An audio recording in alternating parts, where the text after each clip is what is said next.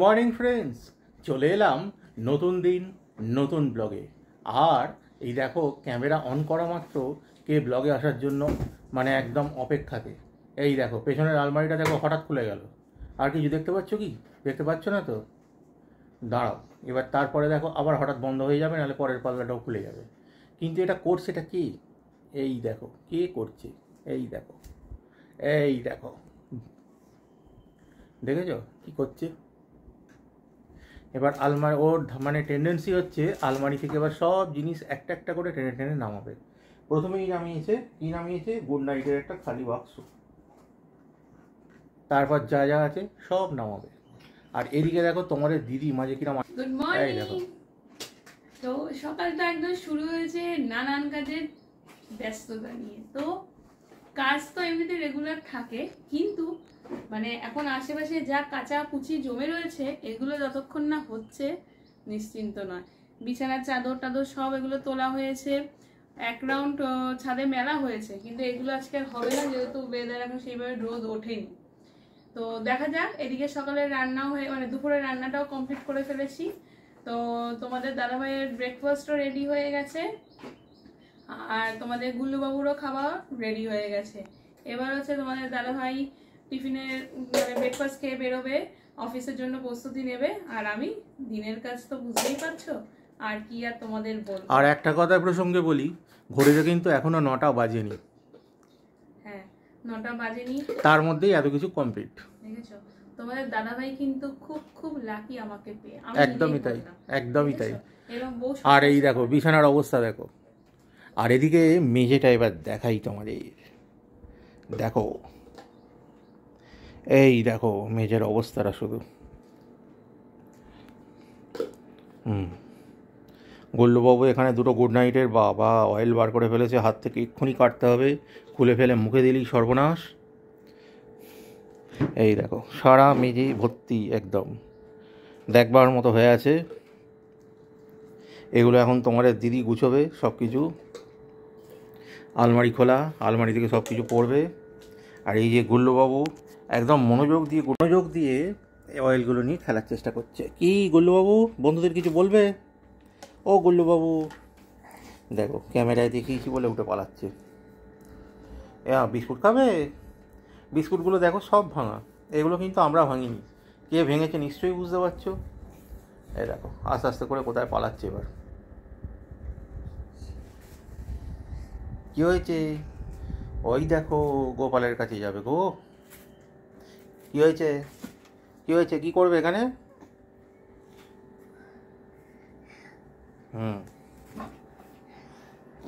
দেখতে থাকো, সারাদিন সঙ্গে থাকো। এরপরে আরও অনেক সুন্দর সুন্দর ব্লগ আসতে চলেছে, ব্লগের চমক আসতে চলেছে। এই মুহূর্তে আর একটা চমকদার দৃশ্য তোমাদের দেখিয়ে দিই, দাঁড়াও। এই দেখো, দেখেছো আজকে চমকদার দৃশ্য? তোমাদের দিদি ওয়েট লিফটিং করছে। কি আর করবো বলো, বিছানাটা যদি তোমার দাদাভাইকে গুছোতে দেওয়া হয় না, তোমাদের দাদাভাই হয়রান হয়ে উঠবে। হ্যাঁ, আমি করে যাচ্ছি, তাই কি করবো। মানে 11খানা বালিশ, তার সাথে একটা লেপ, তারপর হচ্ছে 4-5টা চাদর।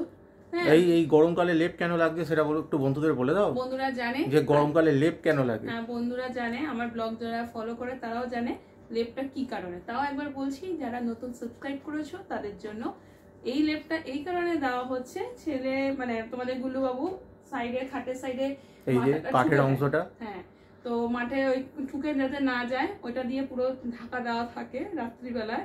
আর যখনই ও খাটে ওঠে অ্যাকচুয়ালি, নালে উঠলেই গুঁতো খায় মাথায়, ওই জন্য ঢেকে রাখা হয়। ওই জন্য এই লেপটা ব্যবহার করা হয়। এই লেপটা তোমরা কখনোই ভেবো না আমরা গায়ে দিয়ে শুচ্ছি, আর যদি শুই সেটা শীতকাল, তার আগে নয়। চলো দেখতে থাকো। আমাকে তো অফিসে বেরোতে হবে, শুনেই নিলে দিদি বলল। এখন তো ব্যস্ততা আছেই, এখনকার মতো এটুকুই। আবার আসছি পরবর্তী পর্যায়ে, দেখতে থাকো। থেকে এসেই আজ আবার রান্না করে, আর দেখো তোমাদের দিদি ব্যস্ত সমস্ত হয়ে দুটো ওভেনেই কী সমস্ত রান্নাবান্না করছে। এই দেখো মুখ দেখেই বোঝা যাচ্ছে গরমে প্রচণ্ড নাজেহাল এবং কাহিল। আর সারাদিন গুলো প্রচণ্ড জ্বালিয়েছে, সেটাও বোঝা যাচ্ছে। আর কী রান্না করছে সেটা একটু দেখো তো।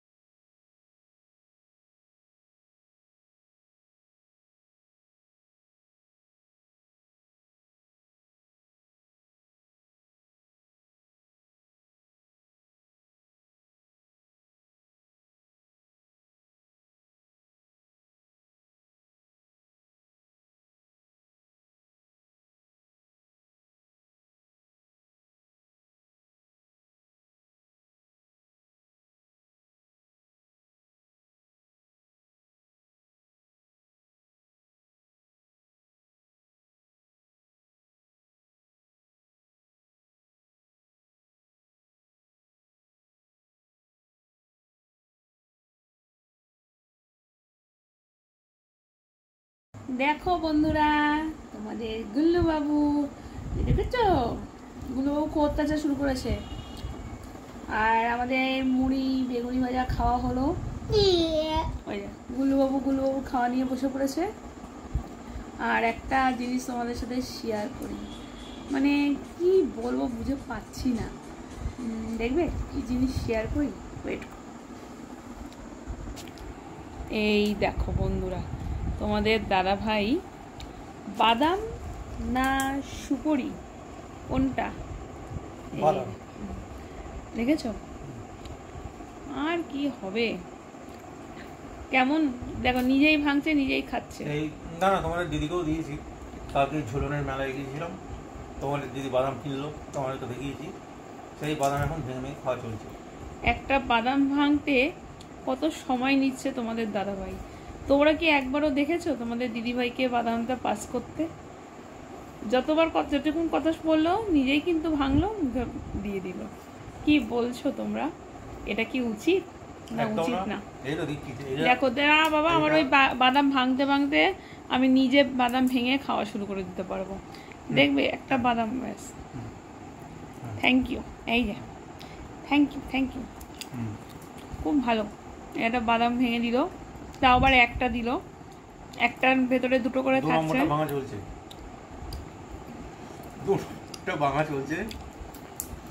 যাই হোক,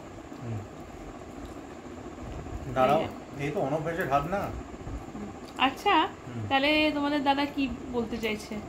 আমার অভ্যাসে আমি সারা জীবন বাদাম ভেঙে ভেঙে খেয়ে এসেছি, দেখেছো তো? তাহলে আবার একটা বাদাম, থ্যাংক ইউ। এই বাদাম ভাঙছে, আমি খাচ্ছি। এতদিন তোমরা দেখেছো আমি দিতাম তোমার দাদাভাইকে বাদাম ভেঙে, আর লাগবে না, তুমি খাবে না, না তুমি খাও। কিন্তু এবার থেকে তোমাদের দাদাভাই এই কাজটা করবে। এটা আমাদের ট্রেনিং চলছে। তোমাদের দিদি আমাকে ওই বাদাম করে ভাঙতে শেখাচ্ছে। এটা দেখো, এতক্ষণ ধরে একটা করে ভাঙছিলাম, এবারের চেষ্টায় কিন্তু একবারে পুরো বাদামটা ভেঙে ফেলেছি। দেখেছো তো? একদম একদম। না তুমি খাও, আর খাবো না। ভালো, একদিকে ভালো, কিছু শেখা ভালো। তা এই কদিন তো তোমাদের দিদিভাই বাড়িতে ছিল না, তোমাদের দাদাভাই কি কি কাজ করবে তার মুখেই শোনো, বলো দেখি কি কি করলে। কিছু করেনি, শুধু অফিস গেছি, বাড়ি এসেছি আর ঘুমিয়েছি, খেয়েছি আর ঘুমিয়েছি, আর কিচ্ছু না। রান্না বান্না মোটামুটি তোমাদের দিদি করে রেখে গেছিল, আর যেটুকু তার মধ্যে মনে হয়েছে আবার বাইরে থেকে আউটসোর্সিং হয়েছে, এই করে চালিয়ে গেছি দুটো দিন। যদিও তোমাদের দিদির ফেরার কথা ছিল রবিবার দিনকে, প্রচণ্ড বৃষ্টি, যে কারণে ফিরতে পারিনি, সোমবার ফিরেছে। তা যাই হোক, ওইভাবেই চলেছে, কোনো কাজ করিনি, বাড়ির কোনো কাজ করিনি। আর রবিবার দিন তো বুঝতেই পারছো, সারাদিন খেয়েছি আর ঘুমিয়েছি, আর কিছু করিনি। আর বিকেলবেলা বেরিয়েছিল? না, বিকেলবেলা একবার বেরিয়েছিলাম ঠাকুরের ওই রাখি আনতে। একদম। আপাতত তো এই বাদাম ভাঙছে আর খাচ্ছে, আর রাতে তো ডিনারের আইটেমটা বেশ ভালো। ডিনারের আইটেমটা আজকে ভালো হয়েছে, বেশ আমার পছন্দের আইটেম। আজকে ভালো হয়েছে না বলো? এভরিডেই ভালো, এভরিডেই ভালো হয়। হ্যাঁ। তা আরো তো নতুন নতুন ব্লগ আসছে আমাদের, আরো মজাদার ব্লগ, একদম দেখতে থাকো। খুব শীঘ্রই আরো অনেক কিছু ব্লগে আসছে, অনেক কিছু পরিকল্পনা আছে, দেখতে থাকো। এই দেখো বন্ধুরা, গুল্লুবাবু একদম অস্থির করে ফেলছে, কোন রকম বসতে দিচ্ছে না। আর এই দিকে দেখো, তোমাদের দিদি বলছে বাদাম ছাড়িয়ে যাচ্ছে, বাদামের চার্জ এবার ট্রান্সফার হয়েছে, আর গুল্লুবাবু কথা বলতে দেবে না, মা বাদাম ছাড়াচ্ছে সেটা তোমাদের দেখাতে দেবে না। এই দেখো, তোমাদের দিদি বসে বসে এবার বাদাম ছাড়াচ্ছে, একসাথে অনেকগুলো করে ছাড়াচ্ছে। দেখো গুল্লুবাবু এবার কি করছে।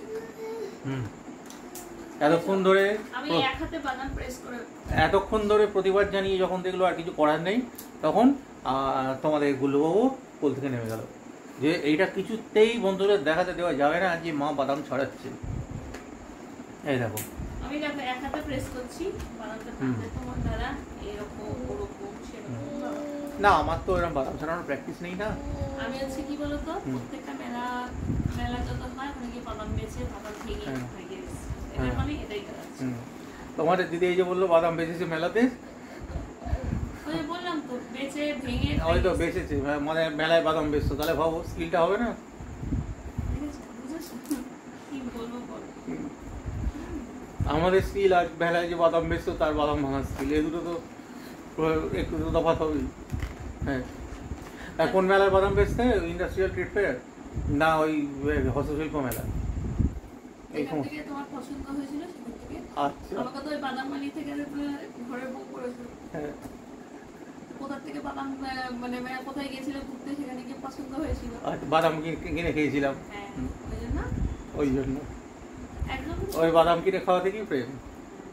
বাদাম যখন বাদাম বেচছিলাম, তোমাদের দাদা মানে মনোভাবে দাঁড়াচ্ছে, যখন বাদাম মানে বেচছিলাম, তোমার দাদা কার সাথে গিয়েছিল জানি ওখানে, বুঝেছো তো, মেলায় গিয়ে বাদাম নিল, গল্প গুজব করতে করতে প্রেম।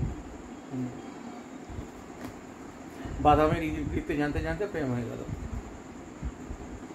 তখন তো বাদাম বেঁচে ভেঙে ভেঙে খাইছিলাম, ভেবেছিলাম বিয়ের পর আমাকে ভেঙে খাওয়া। আর তো বাদাম ভাঙার জন্য বলে তোমাদের দিদি মানে অভ্যস্ত, এটা না অভ্যস্ত না, এই দেখো তোমার দিদি বললো কিন্তু আমি বাদাম বেচতাম বিভিন্ন জায়গায় গিয়ে। তোমাদের দাদার মনোভাবটা এমন এসে দাঁড়াচ্ছে, তোমাদের দিদি এত পারে অত পারে, মানে আমি হচ্ছে সারা জীবন বাদাম বেচেই এসেছি। হ্যাঁ, এরা কতটুকু সময়ের মধ্যে কতটা বাদাম। ব্যাস, এই দেখো স্কিল কাকে বলে বন্ধুরা, দেখো স্কিল কাকে বলে। হ্যাঁ, তোমাদের সঙ্গে কথা বলতে বলতে কথা বলতে বলতে এক হাতে ওই অত বাদাম ছাড়িয়ে ফেললো। স্কিল কাকে বলে শুধু দেখো। তোমাদের দিদি অনেক গুণ আছে, একদম একদম একদম অস্বীকার করার কোনো জায়গা নেই। ঠিক আছে, বাদাম ভাজা খাই। শুধু বাদাম ভাজা খাচ্ছে। আর এরকম তোমাদের দাদা ভাই তো এরকম, আমি দেখো এক হাতে প্রেস করে বাদাম ভাজা, কত গুণ বলো। তবে কালকে যে বাদামটা দিয়েছে একটা গন্ডগোল হয়েছে, মানে বাদাম যখন আমি এরকম খোলা সময় বাদাম খাই, ঝাল নুন হলে একটু ভালো হয়। কালকে যে নুনটা দিয়েছে একদম প্লেন নুন দিয়ে দিয়েছে, ঝাল নুন ঠিক নয়, যে কারণে এই বাদামটা ঠিক জমছে না। বা বাড়িতে ঝাল নুন তৈরি করা যায়, কিন্তু ওরা যেভাবে তৈরি করে বা যে কী প্রসেসে করে জানি না, ঠিক সেই টেস্টটা আসে না। শোনো, এর থেকে একটা কথা আছে যে রাধে প্রচুর বাধে, বুঝেছো? একদমই তাই, একদমই তাই। একটু আগে দেখো আমাদের কাজে যে দিদি, তাকে নিয়ে কথা হচ্ছিল, এজন্য বলছিলাম ছাড়িয়ে দাও, কোনো দরকার নেই, তাছাড়া এত তুঙ্গে পৌঁছে গেছে, তা ভাবছিলাম ছাড়িয়ে দেবো। আর তোমার দাদা বললো, মানে কেন বলেছে আমি বলছি, এমনিতেই বক বক বক বক সারাদিন জানে অফিস থেকে এসে আরো বক বকানি শোনার থেকে লোক রেখে দাও আপনারা। মানে যাই হোক, তোমার দিদি ইরিটেট তার ব্যবহারে সেটা বোঝা যাচ্ছে, যে কারণে বলছে ছাড়িয়ে দাও। কিন্তু ছাড়িয়ে দিলে যেটা হবে, আরও বেশি ইরিটেশন হবে। তার কারণটা হচ্ছে, তার পুরো কাজটা কিন্তু তোমাদের দিদির ঘাড়েই চাপবে, যে কারণে মানে আমি একদম বলেছি না, যে কদিন ও করে করুক, ও নিজে ছেড়ে যাক, যদি যায় তাহলে তারপর না হয় লোক খোঁজা হবে, নিজে উদ্যোগী হয়ে ছাড়ানোর কোনো দরকার নেই। পুজোর পরে এমনিটা ছাড়বে, তোমাদের দিদি বুঝে গেছে অ্যাটিটিউড, পুজোর পরে এমনিতেও ছাড়বে অমনিতেও ছাড়বে। তা দেখা যাক পুজোর পর ছাড়ে কি না ছাড়ে, সেটা নিয়ে যাই হোক পরে না হয় আর একটা ব্লগ হয়ে যাবে, যে তোমাদের দিদি একদম এক গাদা বাসন নিয়ে মাজতে বসেছে, আর তোমাদের আমি দেখাবো যে দেখো। আসলে তোমাদের দাদাভাই বলে আমার সারাদিন যা বক বকানি এমনিতে শুনি, বাড়িতে এসে কানাডা ঝাড়া বলা হয়ে গেছে। আর তোমাদের দিদির ওই বাসন মাজার দৃশ্য যেন আমাকে ব্লগে দেখাতে না হয়, তোমরা সেই প্রার্থনাই করো, আমিও সেই প্রার্থনাই করি। কিন্তু যদি বাই চান্স সে সুযোগ হয়, নিশ্চয়ই তোমাদের দেখা। না না, এখানে দেখো বাসন মাজার সুযোগ বলতে যে আমি বাসন মাজি না তা না, আমাদের যে রান্না কাজের দিদি, সে প্রত্যেক সোমবার করে তার অফিসিয়ালি ছুটি হয়, মানে পৃথিবী উল্টে যাক পাল্টে যাক, ওই ছুটি কিন্তু বদলাবে, জিজ্ঞেস করো। একদম সরকারি ছুটি। এটা প্রথম, মানে আমি তো বিয়ের পরের থেকে শুনছি, বিয়ের আগে থেকেই বলে এলো, জানি না, আমি যদি এটা জানতাম আমার প্রেজেন্ট মানে থাকাকালীন রাখতামই, যে এ আবার কি প্রত্যেক সোমবার আবার কিসের ছুটি। যাই হোক, এই দেখো গুল্লবাবু এবার দুষ্টুমি শুরু করেছে, টিভির রিমোট নিয়ে ছড়ে দিয়েছে। আমি ওই জন্য সাথে সাথে আমার বাসন মাজতে কোনো আমি আবার তোমাদের গুল্লবাবুর জিনিসপত্র আমি নিজেই মাজি, আর যখন থাকে না, লোক আসে না, তখন আমি নিজেই মাজি, মানে কারোর সাথে চলবে না এরকম কোনো ব্যাপার নয়। এই হচ্ছে নির্ভরশীলতা কারোর উপর করি না, করবো না, আশা করছি। ওকে, আবারও তো এটুকুই, বাদাম ভাজা চলো। তোমাদের দাদাভাই কারোর উপর নির্ভরশীল করে? হ্যাঁ করি তো, তোমাদের দিদির ওপর করি। হ্যাঁ একদম দেখেছো? করি। না আমার উপর করে না। করি করি। তোমাদের দাদাভাই নিজে সবকিছুতেই এক্সপার্ট।